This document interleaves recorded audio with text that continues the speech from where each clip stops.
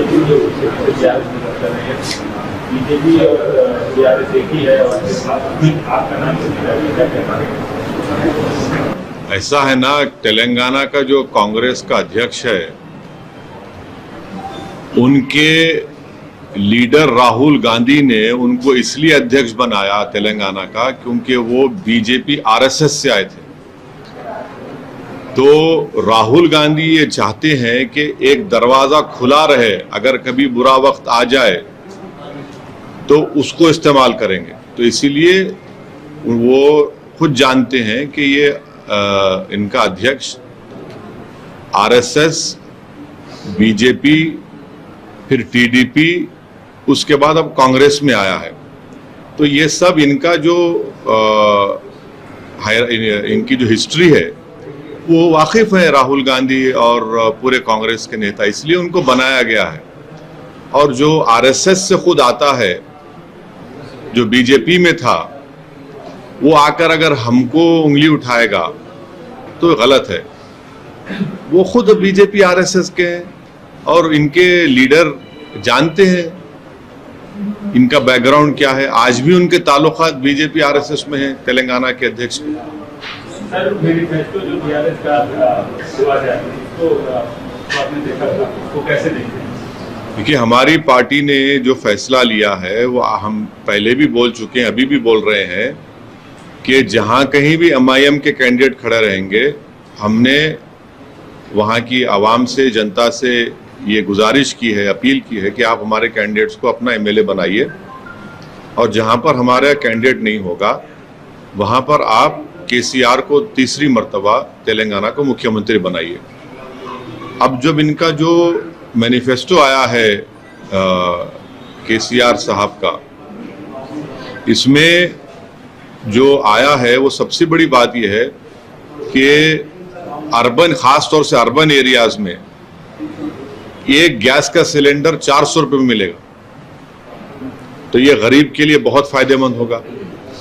दूसरा ये कि जो वाइट कार्ड बोलिए या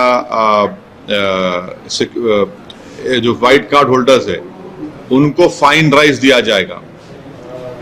अब जो राइस मिल रहा है वो अच्छी क्वालिटी का नहीं है, फाइन राइस मिलेगा, तो इससे गरीबों को बहुत बड़ा फायदा होगा। तीसरा, उसमें जो उन्होंने कहा कि जो आसरा पेंशन है वो 3000 से शुरू होगा और 5 साल में 5000 हो जाएगा। ये बहुत बड़ा फायदा होगा उन तमाम गरीबों के लिए। और चौथा, जो पीड़ित महिला है, जो गरीब महिला है, उसके लिए वो कह रहे हैं कि 3000 रुपये का गरीब महिला को फाइनेंशियल असिस्टेंस देंगे।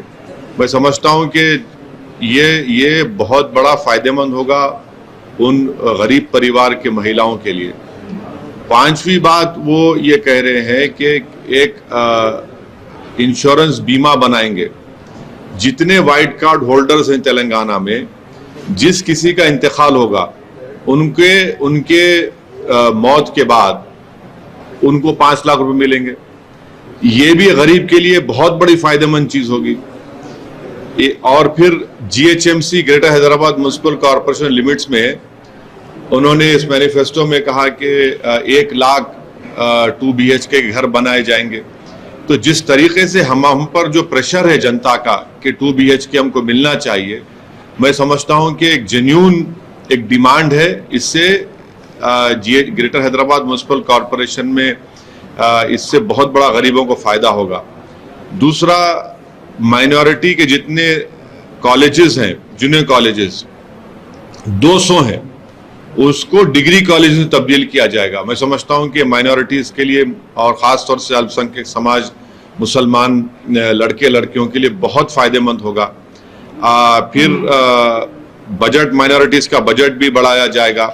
डिसेबल्ड पेंशन जो है वो 4000 रुपये से 5 साल में 6000 रुपये हो जाएगा। तो जितना इन्होंने ऐलानात की है, हाँ, सेल्फ हेल्प ग्रुप के लिए, महिलाओं के जो सेल्फ हेल्प ग्रुप है उनकी एक अलहदा बिल्डिंग होगी। और फिर एक कमेटी उन्होंने बनाने का वादा किया है कि ओल्ड पेंशन स्कीम के ताल्लुक से।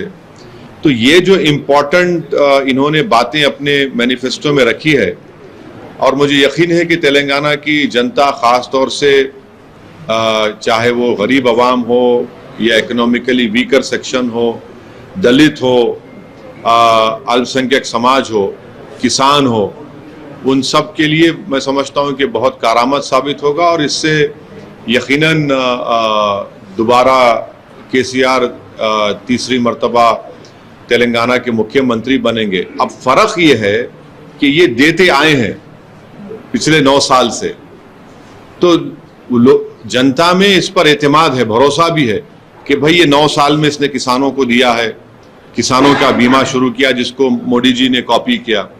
तो ये एक बहुत बड़ा ट्रस्ट फैक्टर है जो आवाम में एक एतमाद है कि हाँ, जब हमको 9 साल में जो मिला है अब इससे और इम्प्रूवमेंट होगा। तो ये मैं समझता हूं कि ये इससे केसीआर को दोबारा आवाम उनको अपनी मोहब्बतों से भरोसे की बुनियाद पर उनको दोबारा तीसरी मर्तबा तेलंगाना का वजीर आला बोलिए या मुख्यमंत्री उनको बनाएंगे।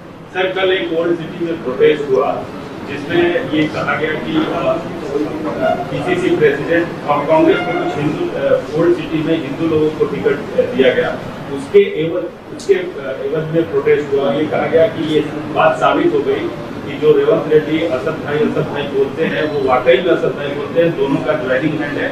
इसीलिए ओल्ड सिटी में हिंदू लोगों को टिकट दिया है कांग्रेस ने। इस तरह का उतले भी जलाए गए, क्या कहना है आपका? रेवंत रेड्डी से आपने हाथ मिलाया पॉलिटिशियन। अब हम ये कहना चाहेंगे कि अभी उनके नेता आने वाले हैं दिल्ली से, 3-4 दिन तेलंगाना में गुजारने वाले हैं। वो तेलंगाना की जो डेवलपमेंट हुआ वो भी देखकर उनकी आंख खुल जाएगी कि अमेठी में जो नहीं हुआ वो तेलंगाना में 9 साल में हो गया। माने अमेठी में आप लोगों की 40 साल की विरासत जो आप हार गए, वहां डेवलपमेंट नहीं हुआ। कई प्रधानमंत्री थे, वो जब तेलंगाना में चलेंगे तो उनको दिखेगा कालेश्वरम का पानी, उनको दिखेंगे ब्लू पानी के टांकियां, पाइप वाटर, डेवलपमेंट दिखेगा।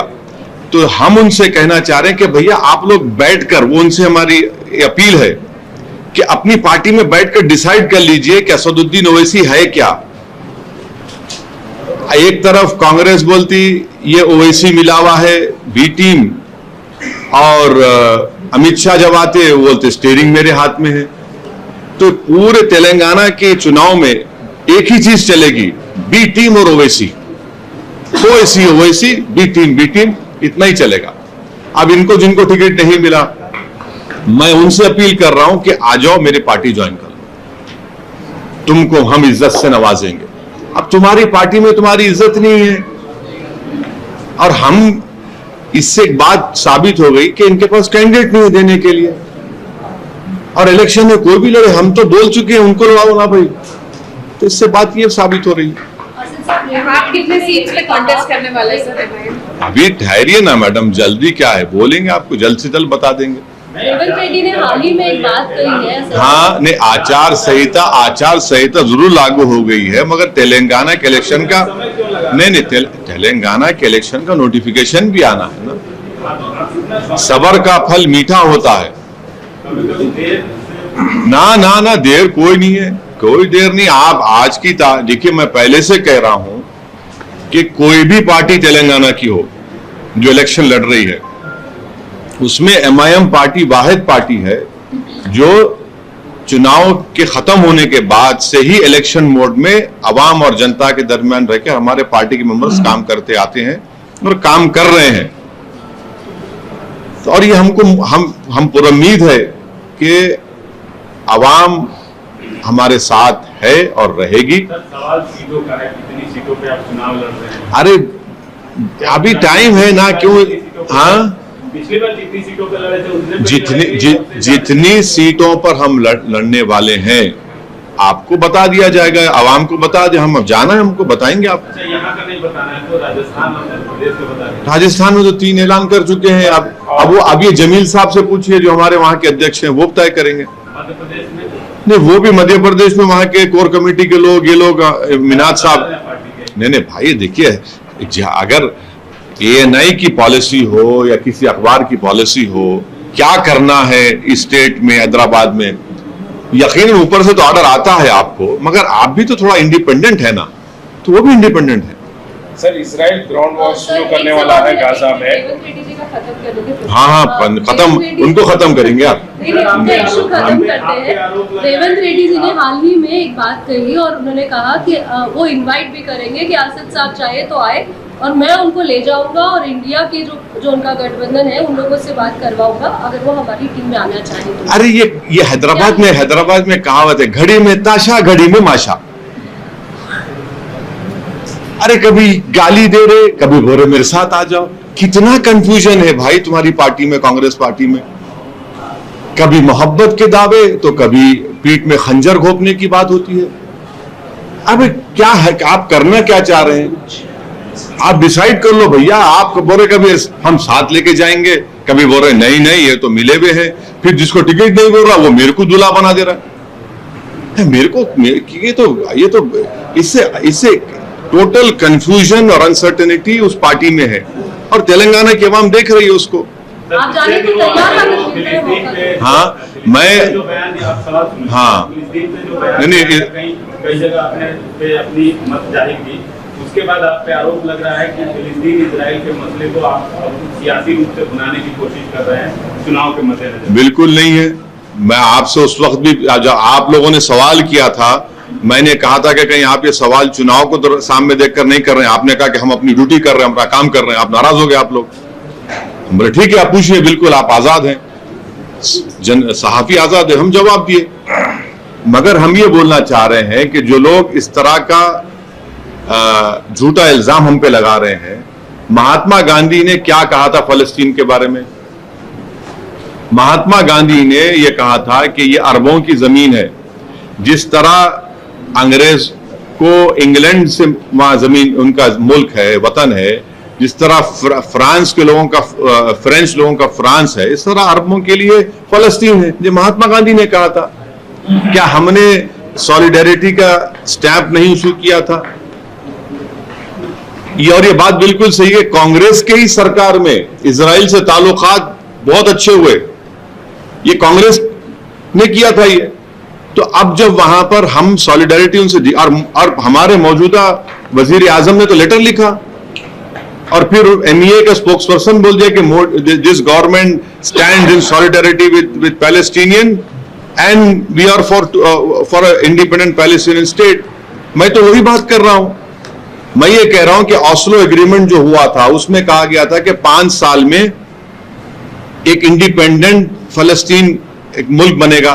5 साल जाके 30 साल हो गए।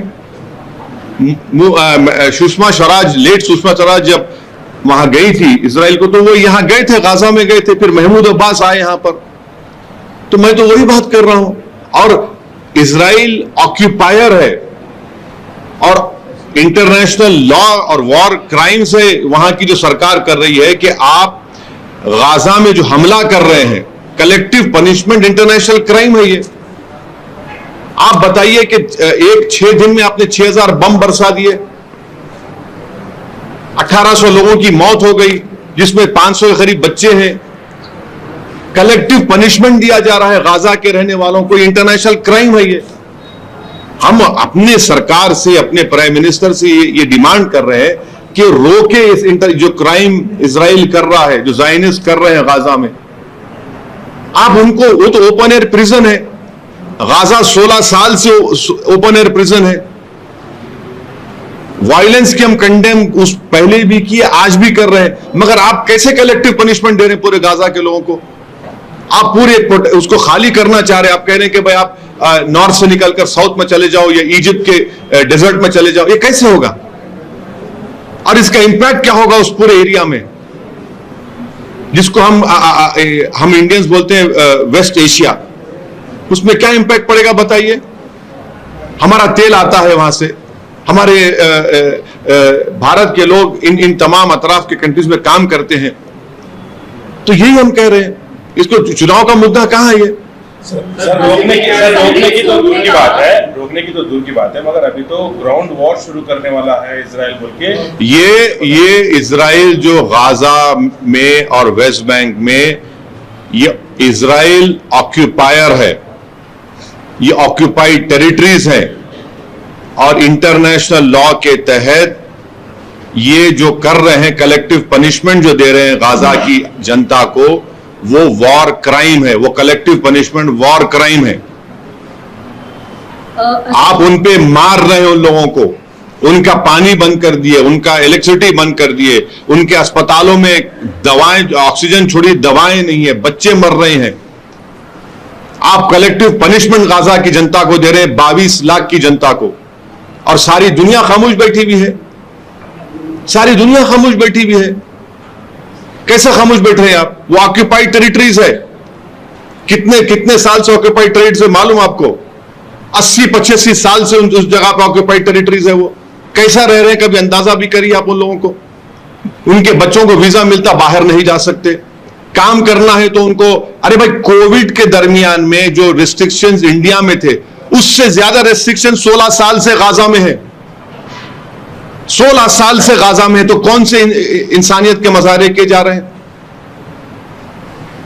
देख नहीं, दुनिया देख नहीं रही है कि मासूम बच्चे बिल्डिंगें गिर रही हैं, उसमें मर रहे हैं। अस्पताल का डॉक्टर रो रहा है कि इलाज करने का दिखता है कि अपनी मां और बाप उसके मरे हुए हैं वहां पर। तो ये तो इंसानियत का मसला है। हम तो हमारे प्राइम मिनिस्टर से ये बोलना चाहेंगे कि आप इसको रुकाइए, आप इसको रुकाइए, ये गलत हो रहा है। सर, भाजपा के संगीत सोम ने कहा, हाँ, गुलाबी गाड़ी का स्टीयरिंग हरा है।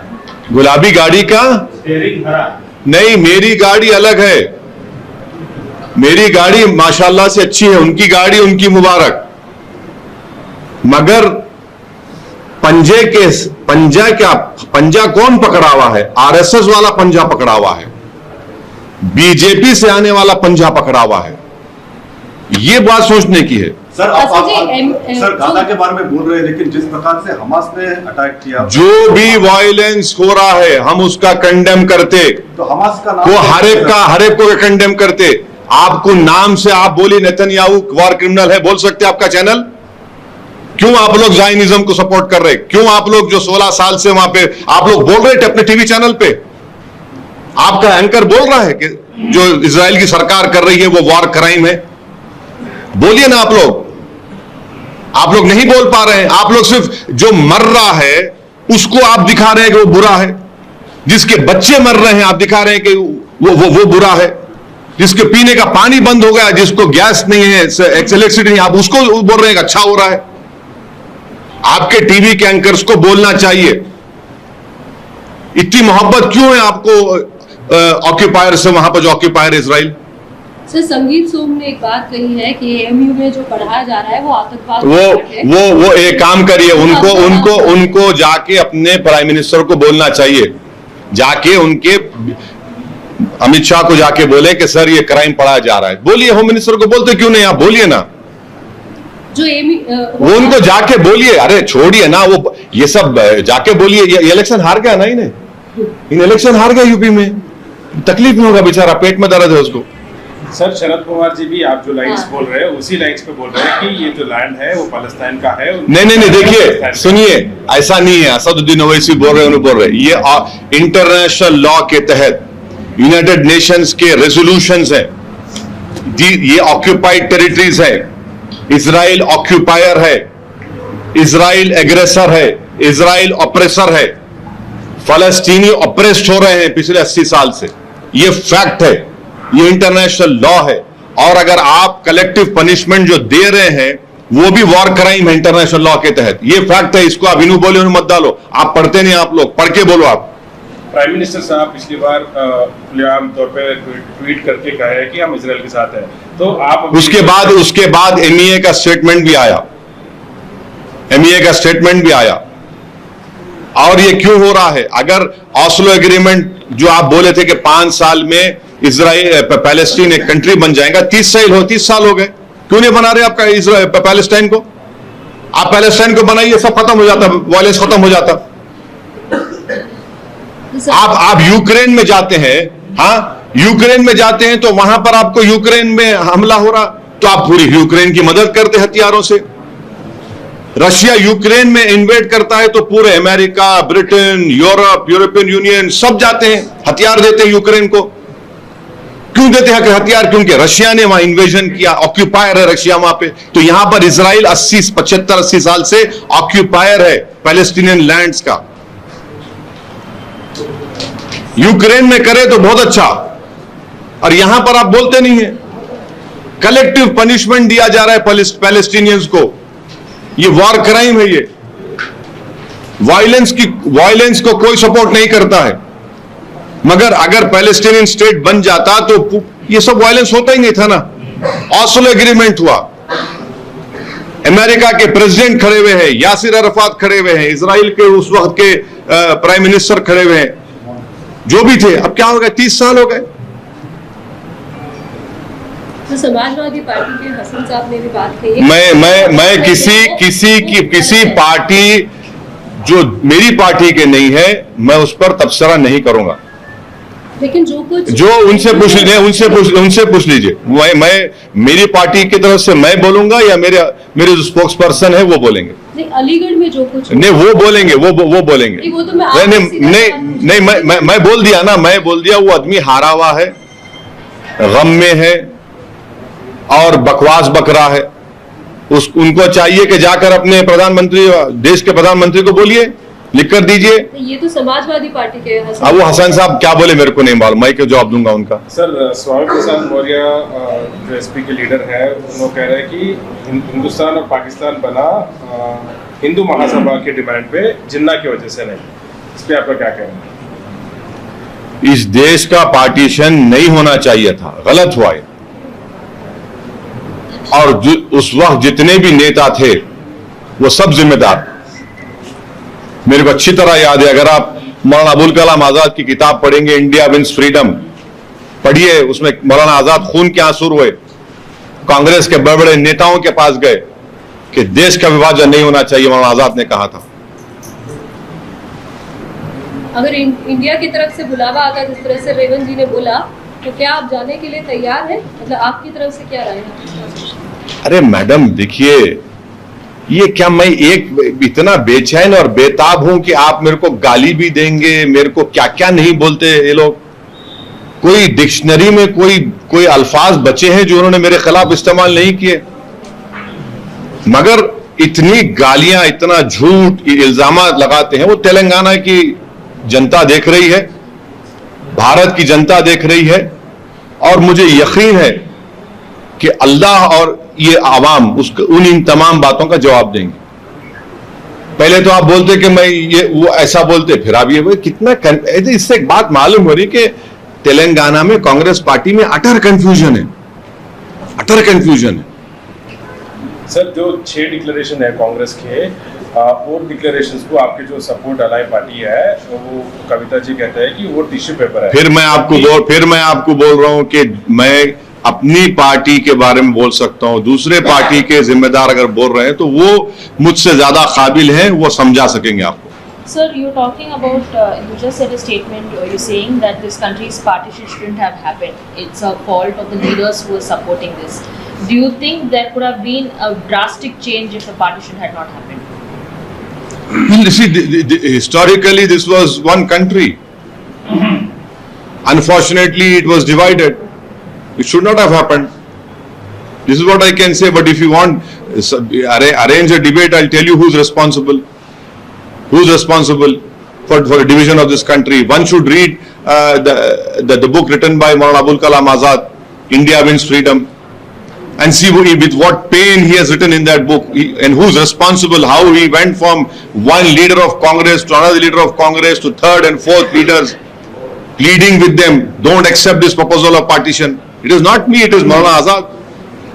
It is all the Islamic scholars of that time who opposed the two-nation theory. They were also very heartbroken. Whom do you think, sir, who are responsible? Well, it's a long story. It will take, I cannot give a one-line answer for a historical mistake that was committed at that time. Sir, what would you like to state on the Congress manifesto? Yesterday, BRS manifesto released, you have supported it. No, see, the question is, you have a government of TRS or a BRS now for last 9 years. They have delivered on certain promises which they had made to the people of Telangana. Number one, we don't have a problem of electricity. Clean drinking pipe water is available. The lakhs and lakhs of acres of land has been irrigated. We are producing rice as equal to Punjab also now. Second highest fish producer. Hyderabad surrounding and surrounding area has become an hub of IT. You have Amazon, Facebook building their offices in Hyderabad. Hyderabad has been peaceful. There has been no communal riot, mashallah. So people and then certain promises of 2 BHK also have been given. Now, when people see that yes, in last 9 years there is a continuation of development, progress, peace, and prosperity, and when the Chief Minister announces that if the people of Telangana make me the Chief Minister the third time, which I am sure he will become, inshallah, he said that you will get a gas cylinder in 400 rupees. And I am sure the poor people, especially the women folk, would be really happy that if you can, in this day and age where price rise is skyrocketing, people are finding it difficult to even pay fees, or if someone falls ill, they go into debt. 400 a gas cylinder and 400 rupees is a tremendous benefit to the poor people and especially the women people. It includes everyone. It includes people who have a white ration card. Now, Arogya Shri would be increased from 5 lakh to 15 lakh. The biggest cause of poverty in India is when a poor man falls sick or ill. He gets into this cycle of debt. Now, from 5 lakh to 15 lakh, it will benefit those poor people. Thirdly, he has announced a universal insurance scheme for all white ration BPL family card holders. Anyone who dies will get a 5 lakh rupees. Fourthly, Asra pension will be increased to 3,000, and in next 5 years it will be nearly every year 500 rupees would be increased. Within the Greater Hyderabad Municipal Corporation, 1 lakh houses will be constructed. And I am telling you, the amount of pressure on elected representative of Hyderabad is so much for this 2 BHK housing scheme. I would feel that this is a tremendous thing. If in next 5 years, if we can achieve that 1 lakh houses, it will be the poorest people who will benefit more. Then on BPL card, the present rice which is given is not at all good. I accept that. The government is promising, KCR is promising fine rice. Again, it will benefit the poor people. And then for minority residential, there are 200 minority residential schools in Telangana. You have more than 130,000 Muslim boys and girls studying in those colleges. Not only minority, but also backward class and scheduled caste and scheduled tribe. All of that, these 200 Timorese minorities junior colleges will be converted into degree colleges. Can you imagine these students continuing their studies after finishing their 12th standard? And they'll be studying free in those reputed degree colleges which will be formed. And then minorities' budget will be increased. Thirdly, the Kisan, the Raitu would get 12,000 per acre, and in the next 5 years it will become 16,000 per acre. 3,000 rupees assistance will be given to poor eligible women. I sit in this office of mine, and not a day passes where I meet more than at least every day 20 to 30 women coming and saying, sir, please help us. So all in all, I feel that this is a manifesto which will really benefit the people of Telangana who are suffering because of high price rise, wrong economic policies of our Prime Minister Narendra Modi. And this has been done keeping in mind all these economic factors, economic challenges which the country and country is facing. So I feel that if the BRS party takes it in a more aggressive way to the common masses of Telangana people, it will definitely help them. What is wrong? And what is wrong if, you see, these are all a disabled pension from 4,000, 6,000. What is the, whatever, see, and please remember the highest per capita GDP is Telangana. So this government is duty bound to give it back to the people of Telangana for their prosperity, for their upliftment, and every section will progress. on one this side- financial situation of the state, where the CAG also expressed concern that you are using borrowed money to pay loans. Do you Well, think well, this is well, actually practical? well, you should also read the CAG report which talked about what the Narendra Modi government did. This is a state where it is a progressive state. This is a state which has the highest per capita GDP income. Yes, these challenges would be there, but I'm sure, the political sagacity which KCR has, he will overcome all these. See, he has delivered. I will tell you, I was an MLA twice. And by the grace of Allah subhanahu wa ta'ala and the support of du'as and people, I am a 4th-time MP. I have seen power shortage in Hyderabad for every day, 4 hours, 6 hours. There is no load shedding now. I have seen communal rights, there are no communal rights. Civic communities development is ongoing.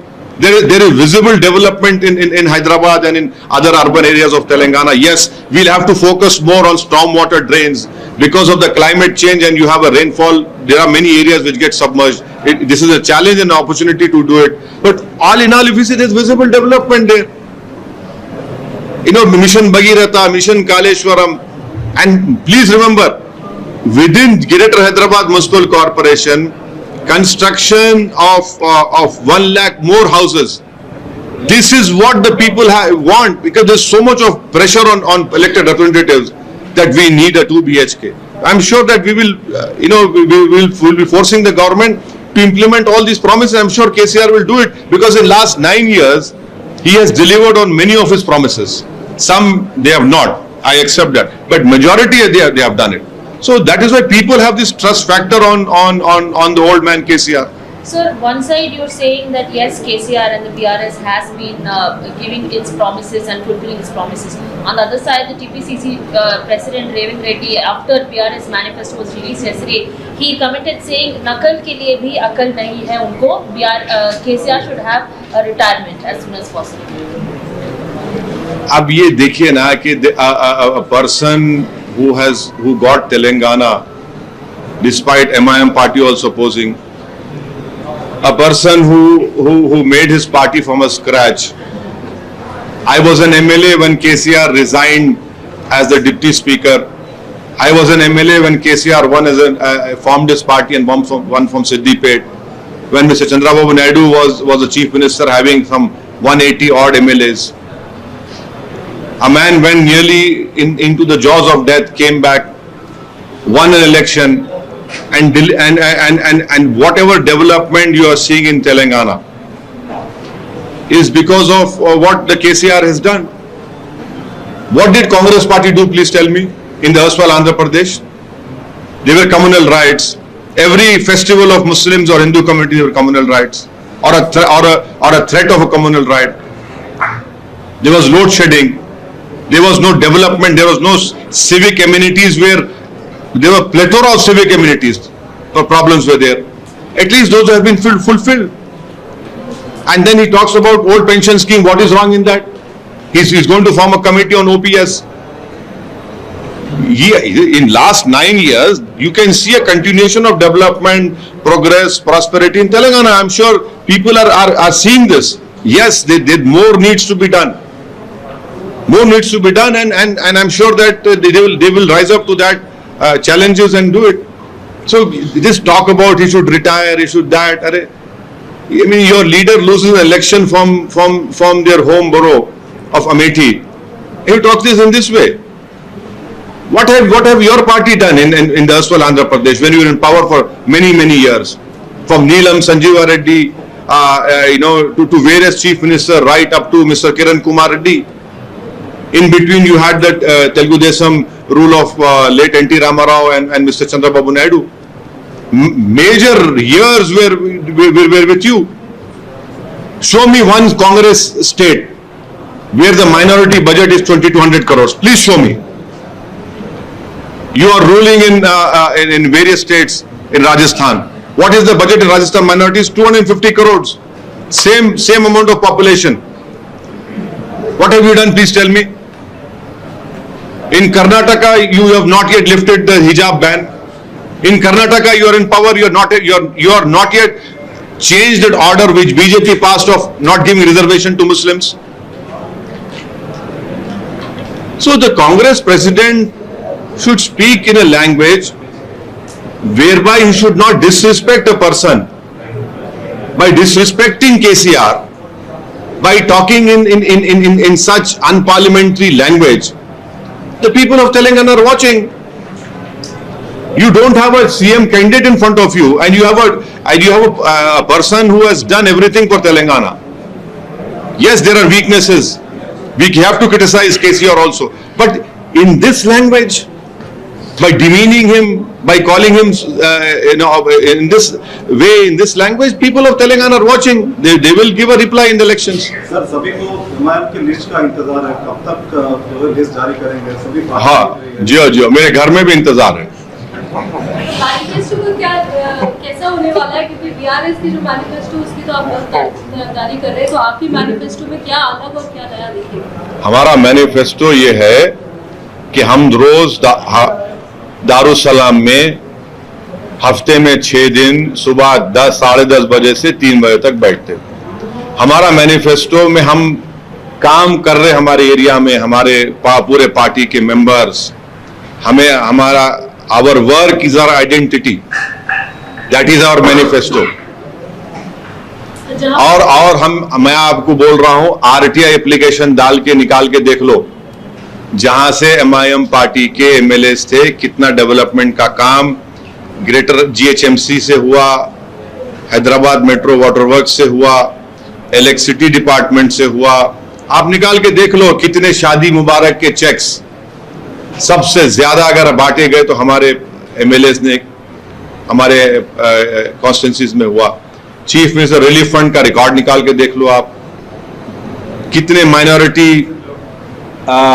टेमरिस के school junior colleges है, आप वो देख लो कि हम हर साल government MIM party की तरफ से 2005 से हम लोग हर साल 17,000 गवर्नमेंट के जो गवर्नमेंट उर्दू मीडियम स्कूल्स में वहां बच्चों के एजुकेशन स्कीम, हम बैग्स देते, एग्जाम की फीस देते, उनको प्राइजेस देते।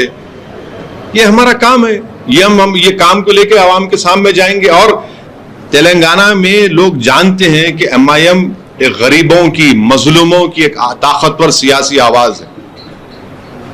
वो जानते हैं कि पिछले 65 साल की मेहनत और कुर्बानियों के बाद आज हमको ये मौका मिला है। तो ये सब चीजें हैं। सर एक सवाल ये भी कि अब बीआरएस ने तो अपनी लिस्ट दे दी, अब आप भी अपनी लिस्ट देंगे। हो, मैं बोल रहा हूं ना, पर दोनों जगहों पर अगर मतलब एक ही जगह पर अगर आपके और बीआरएस के लोग खड़े होंगे तो आपको नहीं, जहां मैं आपको मैडम मैं आपको कई बार कह चुका हूं, जहां पे एमआईएम के कैंडिडेट्स खड़े रहेंगे वहां पे हम एमआईएम कैंडिडेट्स को कामयाब करेंगे। जहां पे नहीं रहेंगे वहां पर तेलंगाना के अवाम केसीआर को तीसरी मर्तबा अपना मुख्यमंत्री बनाए। नहीं, मैं आपका सवाल समझ गया, आपको जवाब भी दे दिया। Thank you sir. Okay, thank you.